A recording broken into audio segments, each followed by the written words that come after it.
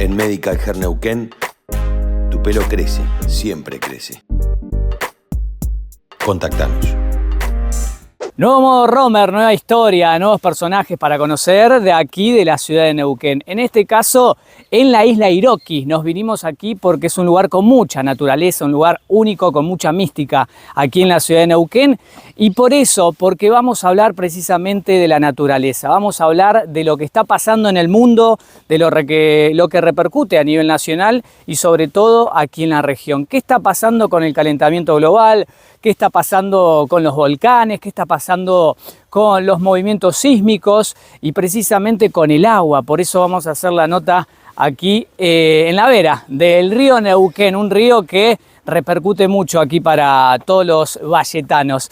Y vamos a hablar con dos especialistas, dos trabajadores de aquí de la región que la tienen muy clara, sin lugar a dudas. Estamos hablando de Fernando Fraseto, quien es pronosticador de la IC, y estamos hablando de Jerónimo Millaín, quien es técnico del Observatorio de Gestión de Riesgo de aquí de la provincia de Neuquén. ¿Cómo andan, chicos? Bienvenidos a Modo Romer.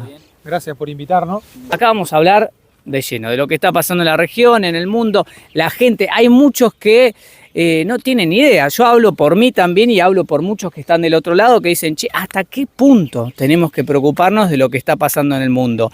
De lo que sucedió semanas atrás con Rusia, con la alteración y la repercusión que tuvo en diferentes costas de aquí de Latinoamérica, con Chile, con Argentina. ¿Cómo ven? Quiero preguntarle acá, en charla entre amigos, ¿cómo ven cada uno desde su visión, desde su óptica, desde su experiencia? ¿Cómo ven el mundo? ¿Cómo lo están observando ahora? ¿Cómo vemos el mundo? En cuanto al aspecto meteorológico o climatológico, lo que más preocupa ahora, lo que debería preocuparnos, es el cambio climático, es el calentamiento global, el aumento de la temperatura progresiva en el planeta, que está provocando que los climas de nuestro planeta cambien. Cuando uno habla de clima, habla de los promedios meteorológicos, ¿no? Entonces, en el planeta están cambiando para cada región el promedio de cuánto llueve, el promedio de qué calor hace, ¿no? En verano, cuánto frío tenés en invierno, si tenés o no nieve. Todo eso en torno al planeta está cambiando. En algunos lugares más acelerados que otros, y eso está teniendo grandes consecuencias. Jero, vos desde tu óptica, los movimientos también que pasan en la Tierra. A nivel geológico, si bien es común que sucedan este tipo de fenómenos, sí tiene una gran repercusión el tema del cambio climático, y lo que ha estado sucediendo en este último tiempo, hacía bastante que no ocurría un terremoto de gran magnitud. Si bien el terremoto, si mal no me equivoco, fue de 8,8 en magnitud, no sé si fue el cuarto o el quinto que fue medido más, que mayor magnitud midió en la historia desde que se miden los terremotos. Si bien tiene las explicaciones, son procesos geológicos que son comunes, ya que a nivel geológico nosotros estamos en la última parte de la era geológica. Entonces son procesos que sí se repiten en miles, cientos de miles de años y millones de años, y bien han tenido resonancia acá en la parte de Sudamérica, más allá de que se haya producido en lo que vendría a ser Euroasia, en la parte de Rusia, todo el cinturón del Pacífico, en las zonas de las islas de Japón y todas las zonas de lo que vendría a ser la península toda asiática.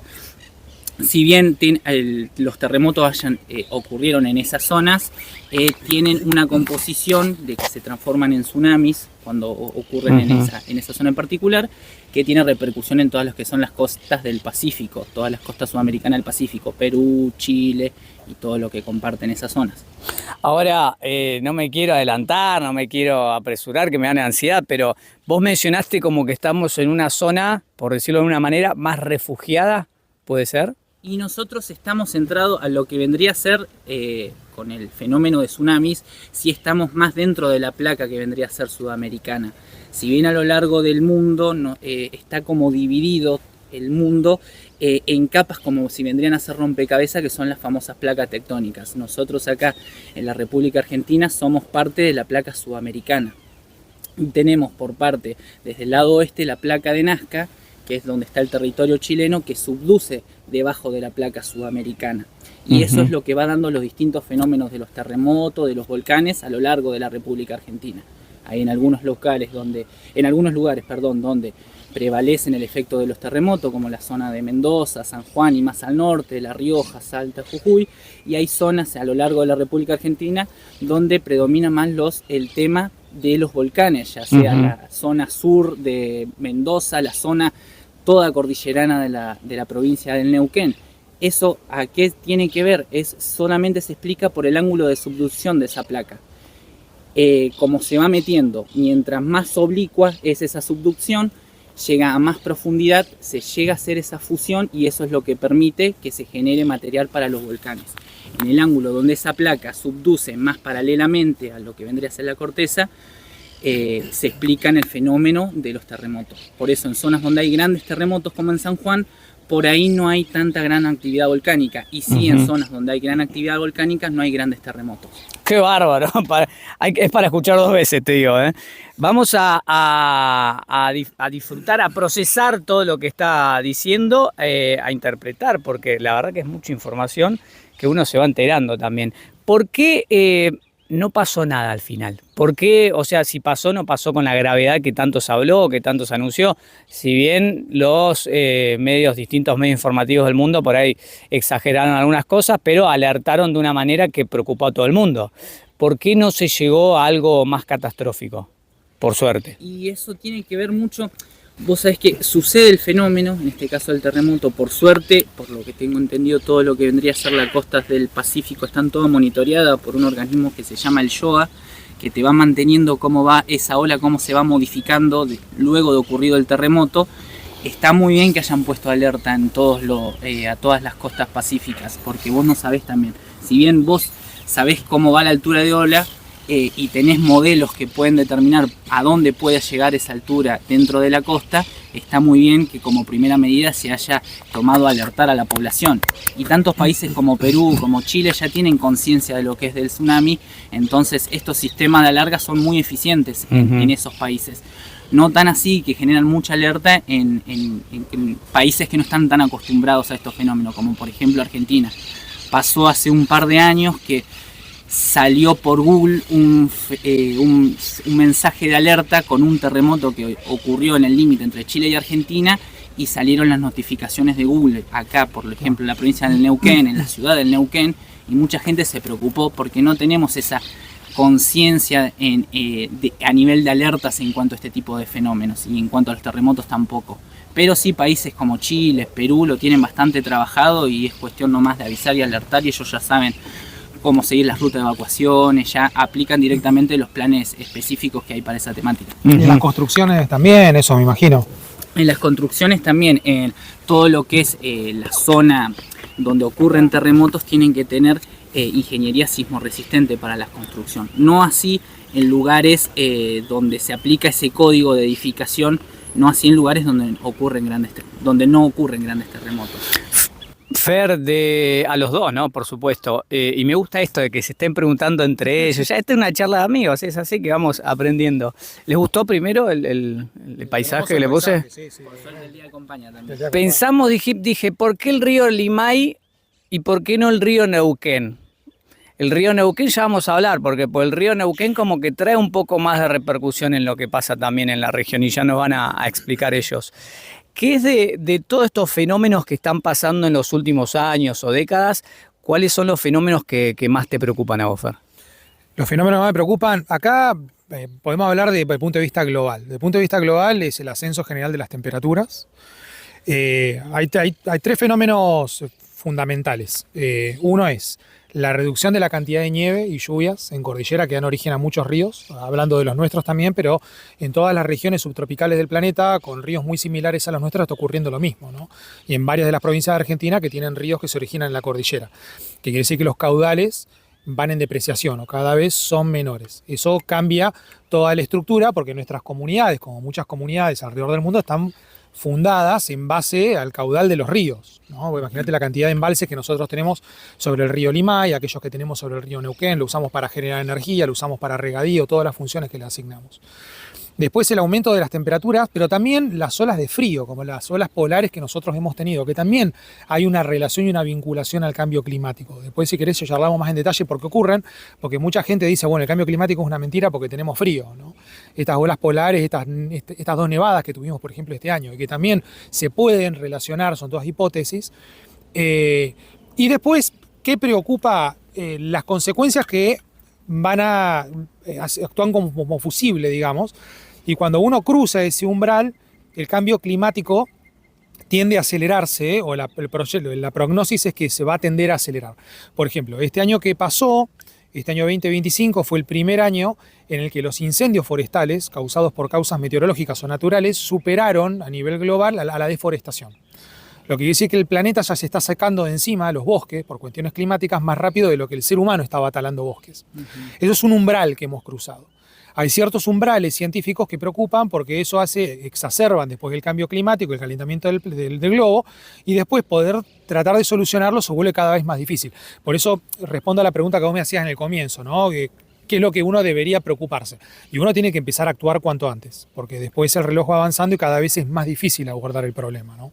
Ya vamos a hablar de eso, de cuánto se está actuando también a nivel mundial.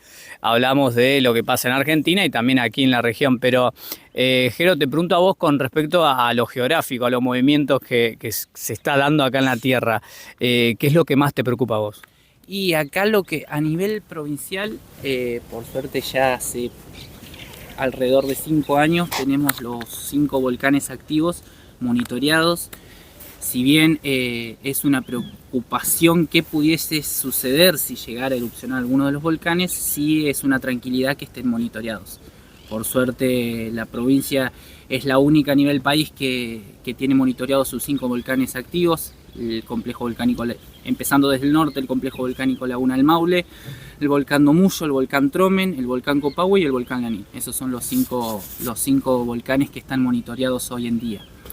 Ese monitoreo lo realiza el Servicio Geológico Minero Argentino a través de su Observatorio Argentino de Vigilancia Volcánica, los cuales emiten reportes dependiendo del nivel de alerta técnico de esos volcanes. Esos reportes pueden ser tanto mensuales, quincenales o diarios, también, repito, dependiendo del nivel de alerta técnico de ese volcán, que se dividen en niveles de alerta técnicos verdes, amarillos, naranja y rojo, dependiendo de la actividad del volcán.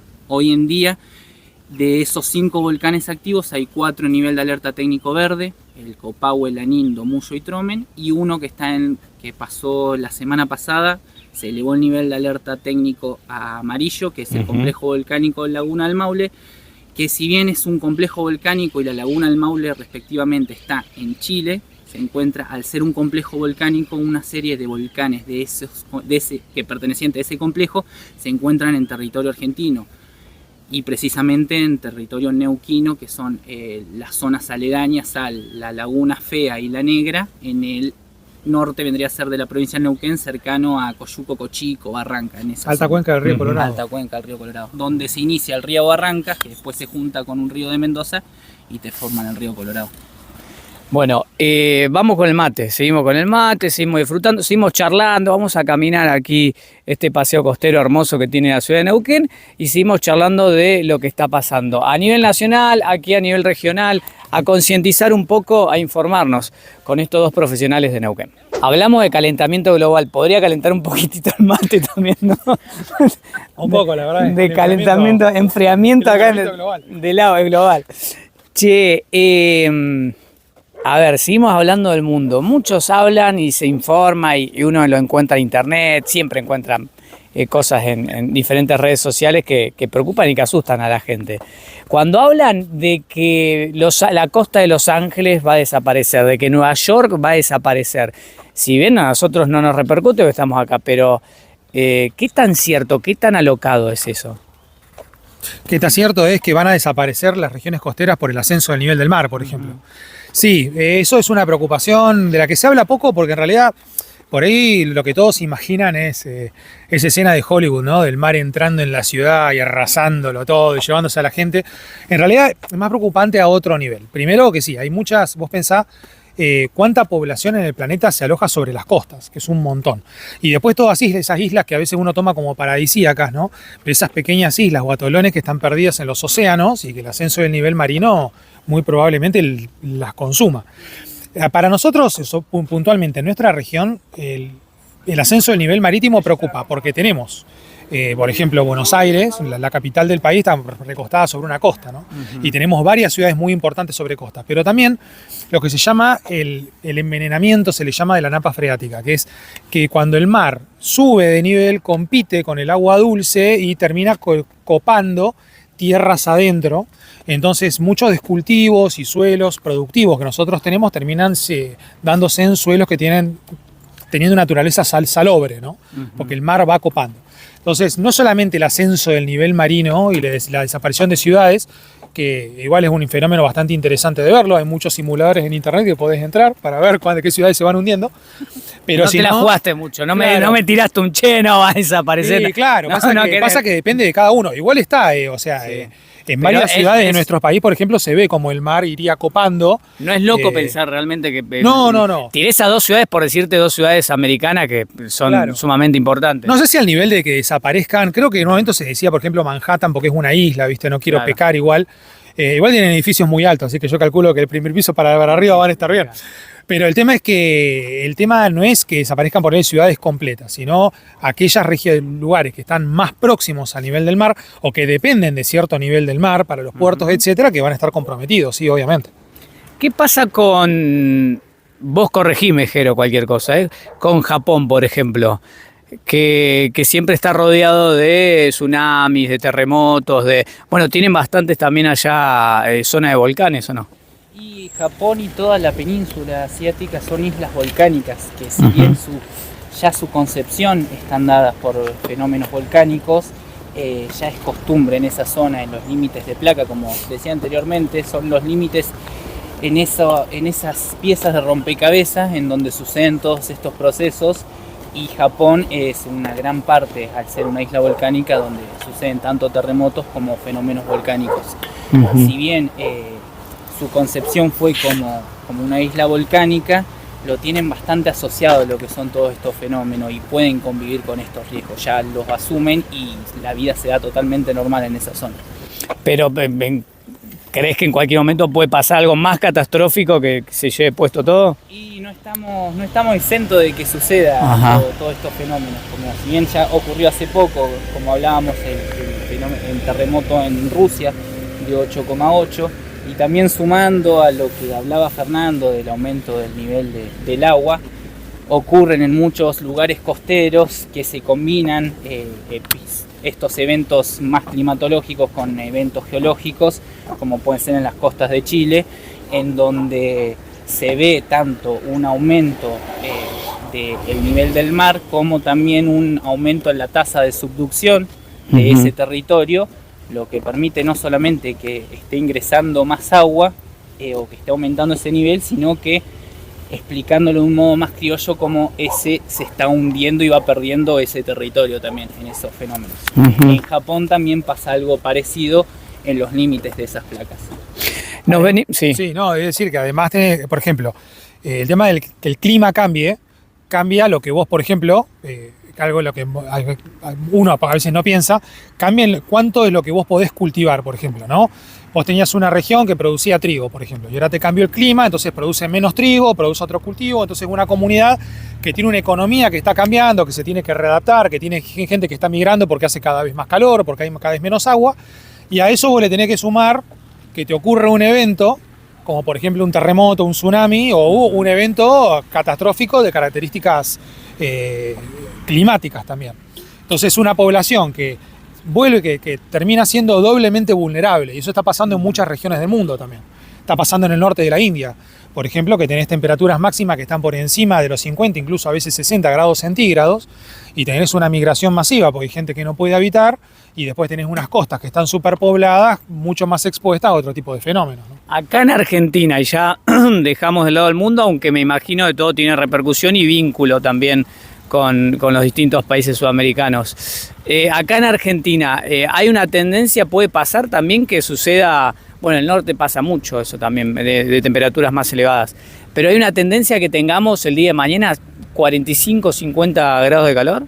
Sí, efectivamente ya lo hemos tenido. En las olas de calor, nosotros venimos invictos en los últimos años con olas de calor prácticamente todos los años.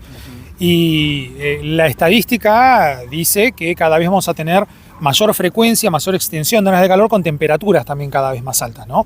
En todo el territorio del país. Incluso no te diría irnos tan al norte, o sea, la zona de confluencia sobre el norte de la Patagonia es una zona muy expuesta a las olas de calor por la dinámica climática propia de nuestros veranos, por bloqueos, por altas presiones en el centro del país. Hay varios fenómenos y cada vez estamos expuestos a mayores temperaturas. Con lo cual, digamos, también es una nueva curva de adaptación, ¿no? A veranos cada vez más tórridos e inviernos que también son cada vez menos fríos. No se habrá dado cuenta que nuestros inviernos son cada vez menos fríos. Cuando nosotros éramos pibes era muy común, por ejemplo, caminar y ver charcos congelados básicamente todas las semanas. Esos son fenómenos que cada vez se dan con menos frecuencia y obviamente es energía que se destina al verano con veranos cada vez más calurosos, ¿no? Eso geológicamente trae mucha repercusión también, me imagino, Jero. Y es una componente que en estos últimos años hay varias hipótesis en donde esa componente del cambio climático aumenta la velocidad con la que ocurren esos procesos geológicos. Si bien capaz que no en una tasa muy grande, pero que sí que repercute, es algo que no se puede negar. Esos cambios repercuten. Centrándonos acá en la Patagonia, bueno, tenemos mucho para hablar, para abordar de lo que pasa en el verano con los distintos incendios, más allá de que algunos puedan llegar a ser intencionales. ¿Qué es lo que más le preocupa a la hora de su trabajo, día a día, el trabajo que hacen, la investigación que hacen? ¿Qué es lo que más le llama la atención a ustedes hoy por hoy? A nosotros que trabajamos bueno, en autoría de cuencas específicamente con el tema de lo que es el manejo del agua y la administración, ¿no? Del recurso hídrico de la cuenca para todos sus usos es justamente el tema del agua. Nuestros caudales en los últimos años han ido con una pendiente negativa, o sea, van en disminución. Y afortunadamente con las nuevas normas de manejo de agua que se han trazado, lo que se busca justamente priorizar es la disponibilidad del recurso del agua, ¿no? No solamente para la generación de energía, sino para la disponibilidad del agua, para todo el resto de los usos, ya sean agrícolas, ecológicos, ambiente, bueno, todo eso que se suma a un concepto que es ambiental, ¿no? Etcétera, por el tema del agua. Utilizar nuestros embalses justamente para la administración del recurso. Eso es una de las cosas que más preocupan y que uno tiene que concientizarse también en el buen uso del agua. Cómo va a usar ese recurso que en el futuro cada vez vamos a tener muy probablemente años que sean más de déficit que de exceso. Entonces uno tiene que tratar de priorizar y guardar el agua, también el auto quizás, el agua justamente para esos momentos en los que tengas mayor escasez. Eso es lo que más preocupa en la zona. Vos hablabas también del tema de los incendios, sí. Si vos tenés menos agua en cordillera, que es justamente la que da origen a nuestros ríos, claramente nuestros bosques están más expuestos después a provocar a que sean consumidos por incendios, ¿no? Eso imagino también, digamos, que gestión de riesgo, Jero puede explayarse más en eso también. Pero eso son preocupaciones, digamos, que se van exacerbando cada vez más. Pero me imagino también con el trabajo que viene haciendo, lo que pasó en el último verano, que continuó durante marzo también y más. Sí, a nosotros como Observatorio de Gestión de Riesgo estamos viendo y complementando lo que decía Fer, ya hace varios años que venimos de periodos de sequía, entonces lo que conlleva eso es que a nivel en los lugares donde hay bosques hay más material combustible que se puede incendiar, ya sea por problemas, ya sea puede ser por una tormenta eléctrica o ya más por causas del humano, pero sí estamos viendo que hay periodos de mucha sequía y donde vemos mucho material combustible a lo largo de todos los bosques. Por suerte también se está trabajando, venimos del verano donde tuvimos un incendio en el Valle Magdalena, que se estuvo trabajando alrededor de 2 meses. El incendio más grande que ocurrió en la provincia en cuanto a afectación de hectáreas, y sí fue el puntapié inicial para empezar a enfocarse y a trabajar más en planes de contingencia y planes de cómo administrar la zona de bosques, cómo ver el tema de las plantaciones, cómo poder tener distintos mecanismos y elaborar distintos procedimientos para poder sacar carga combustible o ver cómo administrar y poder tener un monitoreo de esas zonas para que en caso de que sucedan responder de la manera más eficiente. Hablaba al principio de los ríos y algo estuvimos charlando en detrás de cámara también de la importancia que tiene el Limay, que viene allá de la zona sur, y la importancia que tiene el Neuquén. Sí.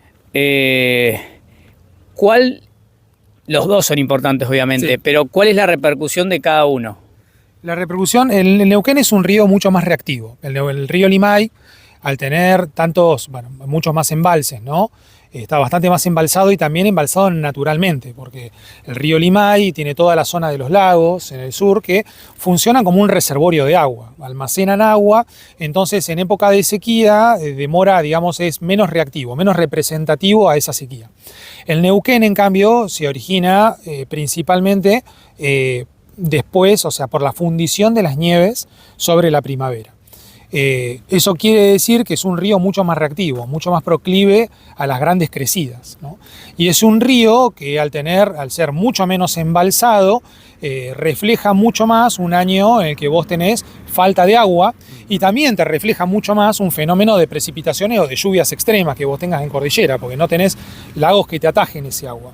Por eso es fundamental, en ambos ríos igual, en ambos cursos de agua, pero sobre todo en el Neuquén, tratar de no coparle tierras al río, porque históricamente el Neuquén es un río que recupera en muy poco tiempo todos aquellos márgenes que ha dejado desplazados después de años de sequía.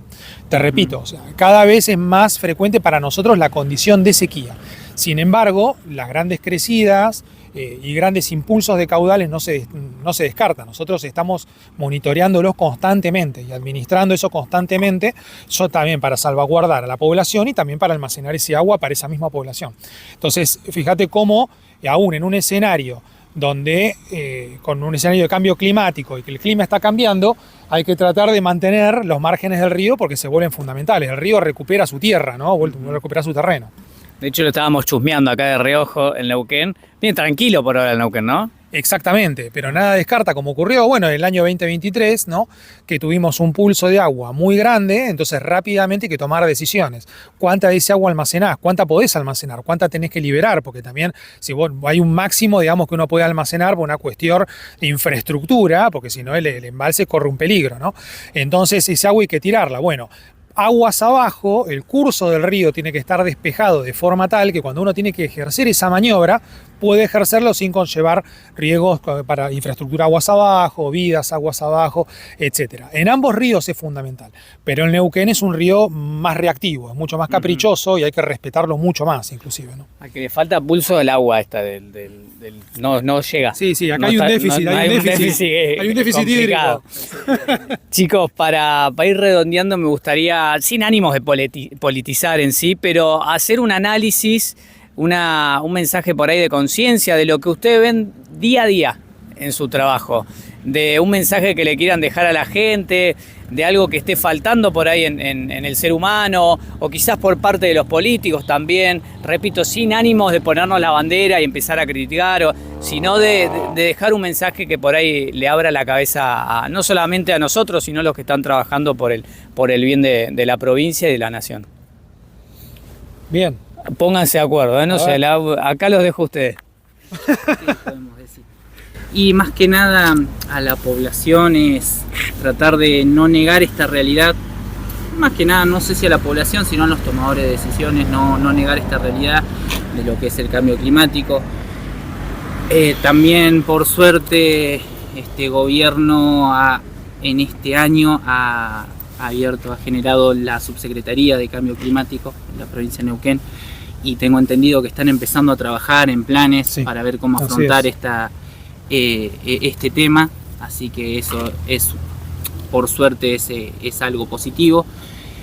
Y para decirle a la población, más que nada, que no caigan las fake news, que fíjese dónde informarse, que trate de tomar fuentes oficiales, y que también exija muchas veces a nosotros que somos organismos por ahí de monitoreo, que exija claridad, en el sentido de que muchas veces el vecino común pregunta no sé, en el caso de la Ix se está erogando tanta cantidad de agua. ¿Qué quiere decir esa erogación de agua? Que sean tantos metros cúbicos por segundo. ¿Qué quiere decir? Capaz que el vecino por ahí exige algo más de claridad, cómo eso va a poder, cómo el efecto de esa crecida le va a poder o no afectar a ese vecino. Entonces quizás poder exigirle claridad o un poco más de facilidad en ciertos temas a nosotros, a los organismos que representamos, y después que no caiga tanto en la fake news, sino que se trate de informarse por fuentes oficiales. En cuanto, sí, bueno, lo que yo te decía, para nosotros como institución, el tema de respetar los márgenes y los mapas del río, ¿no? Que está todo monitoreado, está todo estudiado, hay que asesorarse, ¿no? Se ve muchas veces, a veces con el tema del, bueno, tanto como loteos, pero también obras que se hacen, tratar de saber esto, de que el clima está cambiando, y después tratar de exigir, esto que vos decías, digamos, no ponerse a politizar, exactamente, o sea, exigir una agenda ambiental. Yo creo que el tema del cambio climático tiene que ser parte de toda agenda ambiental, siendo que vos estés hablando de educación en un colegio primario, hasta que estés hablando de los que van a inaugurar una nueva plaza, por ejemplo. El tema de la palabra, de cómo el clima está cambiando y cómo van a ser los veranos, cómo van a ser los inviernos, cómo va a ser tu clima ahora en el futuro, tiene que estar pensado hasta cuando charlamos una vez con vos en el programa, hasta cuando te planteas arrancar el árbol que te está levantando la vereda, sí. ¿Viste? Ahí ya lo tenés que tener en cuenta. Es muy bueno trabajar con las generaciones jóvenes a veces porque los niños sobre todo son bastante impulsores de lo que es la conciencia ambiental, mucho más que nosotros los adultos que hemos hecho las macanas para ellos, ¿no? Lamentablemente. Así que yo lo abocaría ahí. Y después me parece que cada uno hacer su alicuota. A veces es muy difícil pensarlo en términos grandes y uno se decepciona y dice, bueno, ¿cómo hacemos para cortar con la deforestación, por ejemplo? Bueno, a veces es más fácil abordar el tema de los residuos urbanos, por ejemplo, que contaminan muchísimo también y son grandes emanadores de gases de efecto invernaderos, y quizás hacer una gestión de los residuos urbanos es mucho más sencillo que tratar de parar la deforestación, ¿no? Del Brasil, por ejemplo, porque parece que son cosas más titánicas y hay muchas cosas locales que se pueden hacer y me parece fundamental empezar a asesorarse y a ver qué es lo que cada uno puede hacer para contribuir, para ir facilitando la proyección de una solución en un futuro, ¿no? Gracias, chicos, por gracias estar acá. Gracias. Un modo Romer realmente especial para informarnos, para tomar conciencia de lo que está pasando, no solamente aquí en la región, también en el mundo. Del mundo a Neuquén, de Neuquén al mundo, este nuevo modo Romer lo disfrutaste aquí, con nuestro paisaje de Neuquén y el río Neuquén, precisamente de fondo.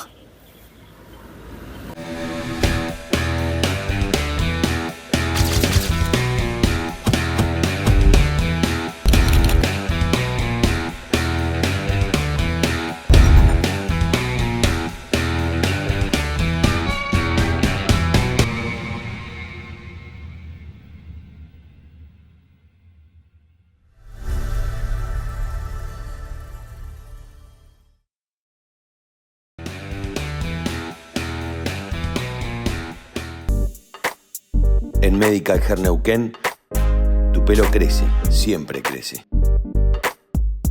Contactanos.